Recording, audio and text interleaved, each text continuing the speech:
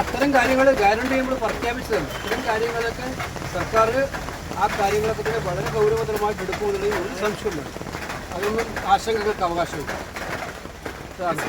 പിന്നെ അതായത് ഈ മുസ്ലിം ലീഗിനെതിരെ വെള്ളപ്പള്ളി നടേശൻ വലിയ തോതിലുള്ള വിമർശനം വീണ്ടും അയച്ചുകൊണ്ടിരിക്കുകയാണ്. പ്രത്യേകിച്ച് അദ്ദേഹത്തിന്റെ യോഗനാഥം ലീഗ് ഭരണത്തിൽ അമിതമായി കൈകടത്തുന്നു എന്നുള്ളതാണ് ഏറ്റവും പ്രധാനപ്പെട്ട അദ്ദേഹത്തിന്റെ ആക്ഷേപം. സർക്കാർ രൂപീകരിക്കുന്നതിന് മുമ്പ് തന്നെ ലീഗ് ഭരണം തുടങ്ങിയെന്നാണ് പറയുന്നത്. അല്ല, എനിക്ക് പറയാനുള്ളത് സർക്കാർ രൂപീകരണം തുടങ്ങിക്കഴിഞ്ഞിട്ടേ ഉള്ളൂ. നാളെ സത്യപ്രതിജ്ഞയാവുന്നുള്ളൂ. ഈ സർക്കാർ വരുന്നതിന് മുമ്പ് തന്നെ ഇത്തരം വിഷം ചീറ്റുന്ന പ്രസ്താവനകളൊക്കെ ഒഴിവാക്കപ്പെടുന്നതാണെന്നുള്ള കാര്യം സംശയമില്ല. നമ്മുടെ നാട്ടിൽ വർഗീയത ഇളക്കി വിട്ടാൽ അതിനെ ജനം അംഗീകരിക്കില്ല എന്നതിൻ്റെ തെളിവാണ് ഈ തെരഞ്ഞെടുപ്പ് ഫലങ്ങളെല്ലാം. അതുകൊണ്ട് തൊട്ടതിനും പിടിച്ചതിനൊക്കെ തന്നെ ലീഗിനെ പിടിച്ച് ആക്രമിക്കുന്ന ശൈലി അത് നാട്ടിൽ സ്പർദ്ധ വളർത്താനുള്ള മനഃപൂർവ്വമുള്ള ഉദ്ദേശത്തോട് കൂടിയിട്ടാണ്. നല്ല ഉദ്ദേശമല്ല. എനിക്കറിയാനുള്ളത്, എനിക്ക് അഭ്യർത്ഥിക്കാനുള്ളത്, ഒരു സർക്കാർ വന്നു, പുതിയ സർക്കാർ വന്നു, ജനങ്ങൾ പ്രതീക്ഷയോടെ കാത്തിരിക്കുകയാണ്. ജനങ്ങൾ കാത്തിരിക്കുന്ന ഇപ്പോൾ എന്താണ്?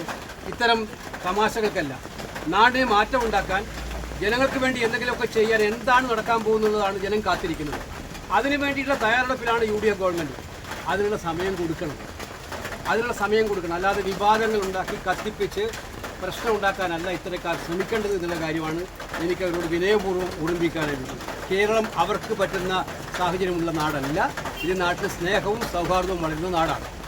പിന്നെ UDFൻ്റെ കാര്യത്തിൽ ഞങ്ങൾക്കറിയാം, UDFൻ്റെ കക്ഷികൾ അങ്ങോട്ടും ഇങ്ങോട്ടും ആരും ഏതെങ്കിലും മേധാവിത്വം അടിച്ചേൽപ്പിക്കാൻ പോകുന്ന കക്ഷികളല്ല.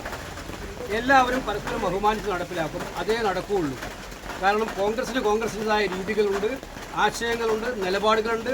ലീഗിൻ്റെതായിട്ടുണ്ടാവും. പക്ഷേ ഇത് UDF സംവിധാനമാകുമ്പോൾ പരസ്പരം അംഗീകരിച്ച് എല്ലാവർക്കും യോജിക്കാവുന്ന നടപടികളുമായിട്ടേ മുന്നോട്ട് പോകത്തുള്ളൂ എന്ന കാര്യത്തിൽ സംശയം വേണ്ട. ഇങ്ങനെ വേറെ തെറ്റിദ്ധാരണാപരമായിട്ടുള്ള പ്രസ്താവനകൾ വരുന്നത് നല്ല സുഗമമായ ഗവൺമെൻറ് പ്രവർത്തനങ്ങളെ പിന്തുണയ്ക്കുന്നതിന് പകരം എതിർക്കുന്നതായിട്ട് ജനം മനസ്സിലാവും. രമേശ് ചെന്നിത്തല മന്ത്രിസഭയിൽ